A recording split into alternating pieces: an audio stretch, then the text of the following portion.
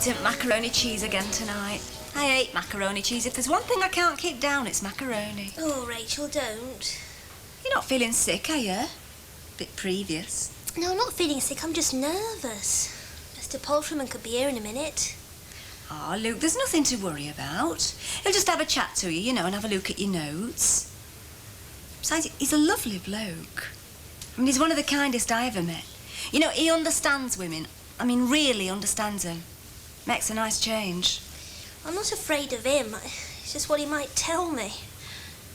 Glenda, you're not, like, pinning too much on this, are you? You know, expecting special treatment from him up there. It's going to happen for me this time. It's got to, that sort of thing. No, of course not. Only if it does, and I really hope it does for you, you'd be very lucky, you do know that. Yeah, I know. It's just something your mum said had me worried, you know.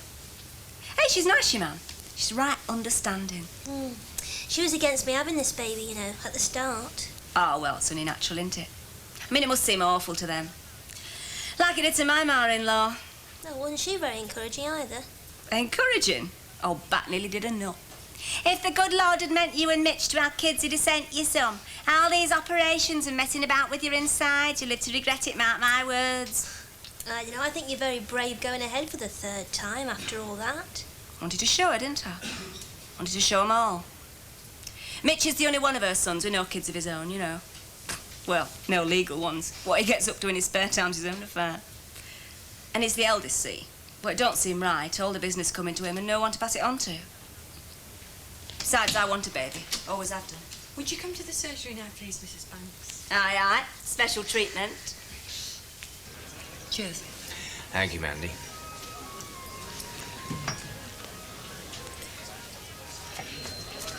Oh, dry sherry, please. Dry sherry. Fine. Heavy date? Yeah, so heavy, can't drag himself here. Well, it seems that the whole motel management are dressing up tonight. My dear Jill, how very thoughtful of you to be so punctual. What will you have? It's all right. Richard's getting me what I want. I didn't know that you taught ballroom dancing, Paul. Didn't you? I could certainly teach you a quick step or two you may find handy when dancing to J. Henry's tunes.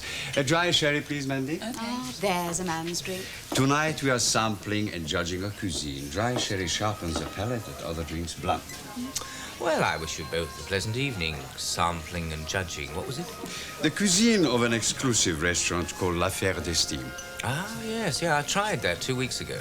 Ah, perhaps we won't have to go. See, it's a motel assignment. David wants us to suss it out. What did you think of it? Price is expensive, sauce is rancid, service bad. Oh. Bon appetit. Mrs. Harvey. Oh, thank you. Mr. Paul. Cheers. He could well be right about the prices, he could well be right about the service, but the sauces, no. I happen to know the reputation of the chef. The whole evening, Jill, will entrance you, I assure you. And what, me? Entrance. Delight. The chef, you see, is Swiss. I thought the best chefs were French. They were, but now they are Swiss. Like you. Yes, but I do not cook, I merely taste. And what do you taste of? Are you going to be like this all evening? Are you? I am going to attend to my duties. If the chef is as good as everybody says he is, I'm going to ask David to take him on to Sec Shuey McPhee. You're going to what? Apart from the fact that I don't understand a word of his strange dialect, I find his cooking barbaric. Good, solid British cooking. As I said, barbaric. It's the reason why the Romans left your shores. But I mean, Shuey's been here for years. I mean, he's a fixture. Yes, but so were spittoons in every English pub 100 years ago. Oh. Well, Mr. Ross, I just hope this evening is a disaster, and I hope the food makes you gag. I must say you are quite the most strident dinner companion I've ever had the misfortune to have to accompany. However, shall we go? All right, but only so that David Hunter can have my word about your Swiss chef's vile cooking and not yours. Well, that's a worry off our minds, isn't it? To know she's been properly looked after and Rachel to keep her cheerful. Yeah. Oh, I'm sorry. I can't help wondering what'll happen if it fails. It's all very well Glenn saying we can try again, but it's not like taking a flaming driving test, is it? Where's the money coming from? The National Health Service. You know that scheme in Birmingham? The Association for the Childless set it up. You know, you read about it. You apply for a local grant. No, that's not that area. That's Birmingham. Oh. Besides, it's not just a question of the money. I don't want to go in and out of hospital for years, wasting a life hoping. What a prospect. Well, you never know. Don't go crossing your bridges. It might turn out right for you the first time. Yeah, I suppose you're right. Kevin, is anything wrong? I mean, you've been in a funny mood ever since you come back from work. I mean, it's not just Glenda, is it? No. No, I went to see me mum today. Couldn't say a thing right. You know, Dad's left home. Yes, he's booked into a chalet at the motel, I was going to tell you. The motel? Oh, that's a turn-up for the book. Mum was convinced he'd moved in with Sharon. I ought to let her know. She'd feel better knowing No, where I he... shouldn't if I were you, love. No, it's none of your business. They'll have to sort it out for themselves, and if you go interfering... They are my parents, Yes, love. but that still doesn't give you the right to take sides or give advice. No, I think it's best if you leave it alone. I know. I know you're right, but... Oh, it's such a mess. You haven't eaten much. Didn't feel like it. You ought to try. Let's do without the lecture, shall we? And don't forget your tablet. What? The tablets I brought you. One after meals, twice a day. I'm not taking them. Why? They're no good. Oh, Sal. They're not. How could you say that when you won't even try? Pointless. If the doctor thinks They're that... magic, are they? Bring back husbands? Just give them a chance. Because that is what I need and nothing else.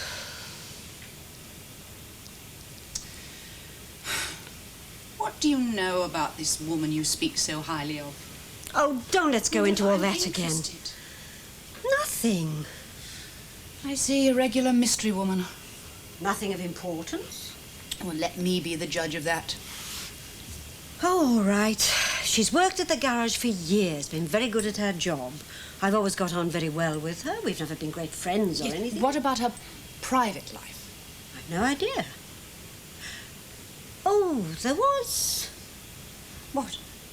Something about that man Lee. Who?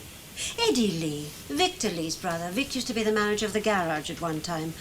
I think he had a bit of a soft spot for Sharon, but... She ran off with the brother. He was the married one, I suppose. No, I don't think he was. Slipping. He'd been in prison. What? Oh, it was in all the papers at the time. Well, tell me. I don't remember the details. He was on parole or something, and he and Sharon... Got together? Well. She does cast her net wide. I wonder if Oliver knows he's living with a gangster's mob. Maybe he does, I've no idea. But I doubt that it will matter to him. Well, of course it'll matter. Don't you...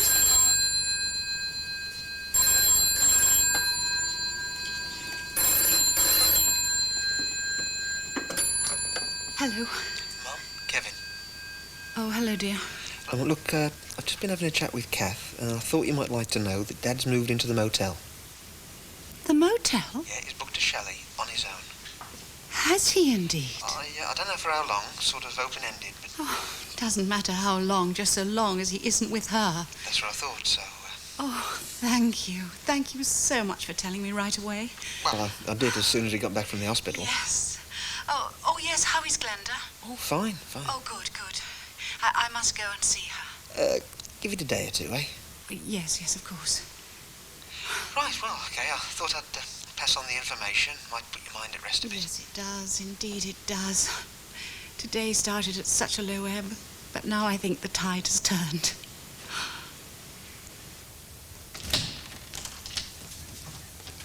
How did it go? Smashing. He was ever so kind and chatty. Asked me all the usual questions, but he seemed to think everything was fine. But did he give you any idea when you're going to be ready for the laparoscopy? Well, not exactly, but he did say it might be better if I didn't have breakfast. Glenda? Sounds hopeful, doesn't it? You're on your way, girl. Listen, Rachel, what's it like having it done? I mean, Dr. Macklin did explain it, but you know when doctors chat to you, your mind goes blank no matter how simple they make it. Oh, you won't know anything about it for a start. They put you under. But what they do is, they have a special sort of needle and they put it into you right here where your button is, and then they pump you full of gas to make room for the big stuff. Hey, you sure you want to hear this? Yeah, Yeah, go on. I mean, don't let me put you off your supper, because it's the last you'll get to eat till tea time tomorrow. Hey, now, where was I? Pumping gas. Oh, yeah.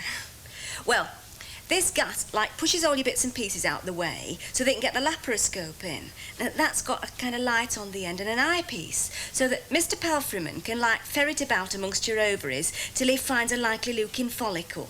That's one that might have an egg in it, healthy-looking egg, you know. Well, when he spots one, he, like, gives the word to Dr. Macklin or sister, whoever's standing by, and she steps forward and, like, just sort of vacuums it up. Vacuums it up? With this little suction pump she's holding. See, it's got a special sort of needle on one end of it. And when he gives her the nod, she moves in and just ever so delicate, like, punctures the follicle, and then it gets sucked up through the tube and put in its little dish where they can see if it's got an egg in it or not. It's ever so simple. As long as you've got a steady hand. Yeah.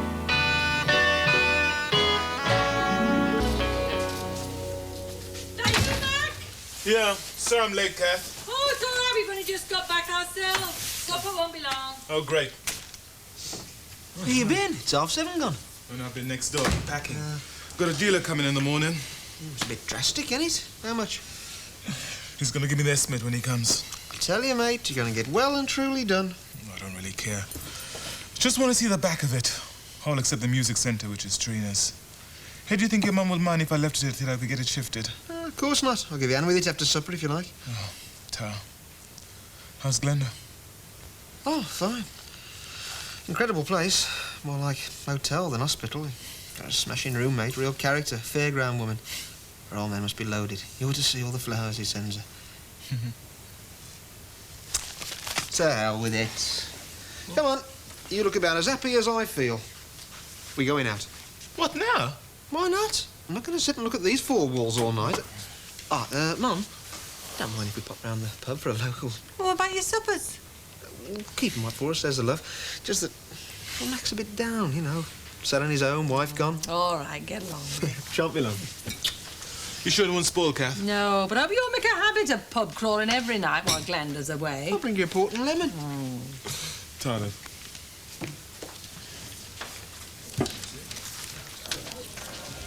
Shall we sit over here? I really don't want anything more than coffee. Could you get me 2 coffees, please, Mandy? Right. You heard? About what? About Jay getting himself into a state tonight? No, I didn't. Do you remember I warned you that Jay would ask you to investigate Councillor Berry? Was I right? It is perfectly clear between your husband and myself that my contract with him doesn't cover such assignments. So you refused?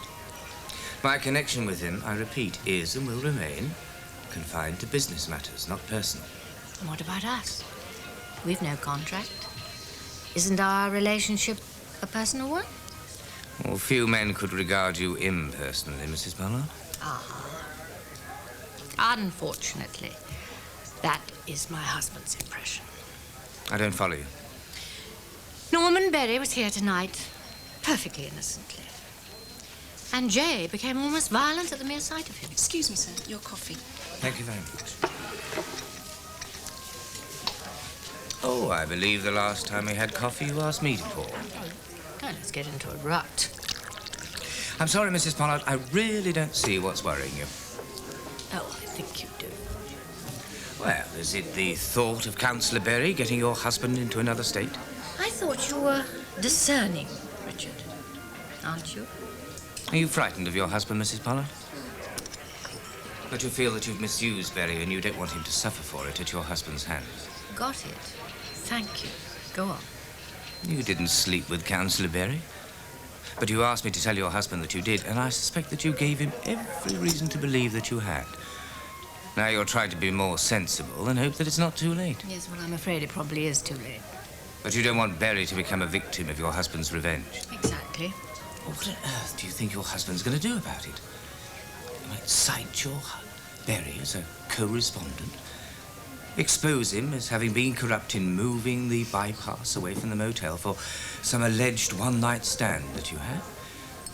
A good defense lawyer would laugh that out of court.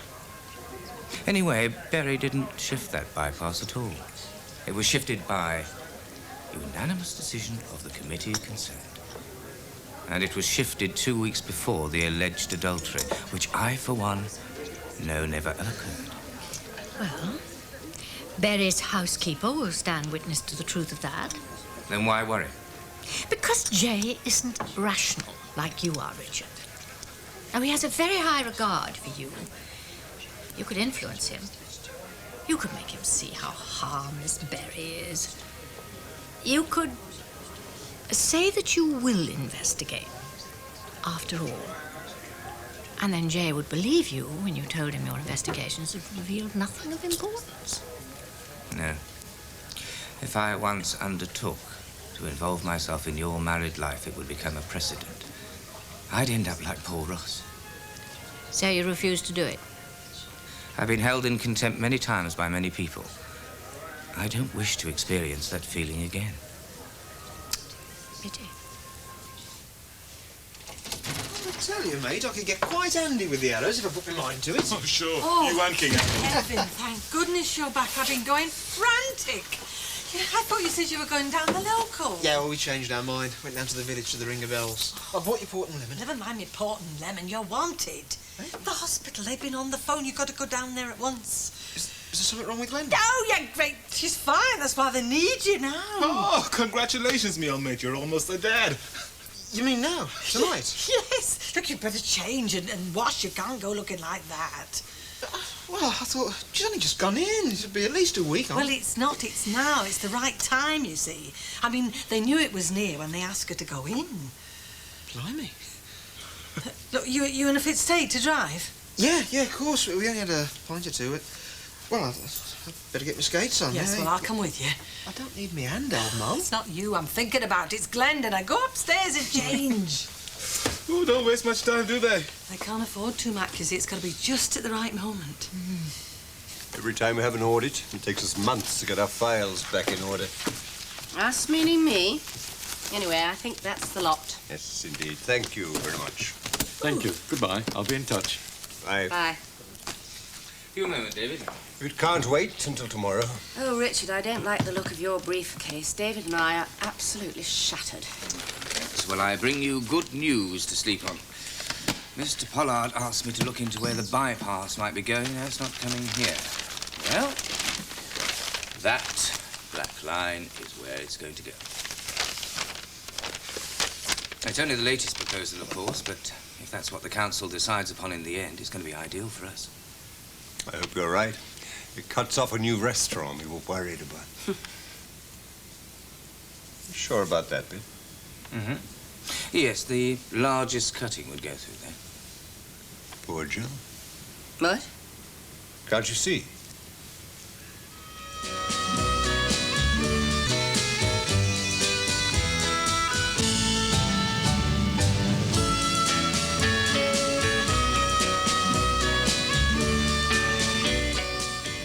We'll go right through Jill's house.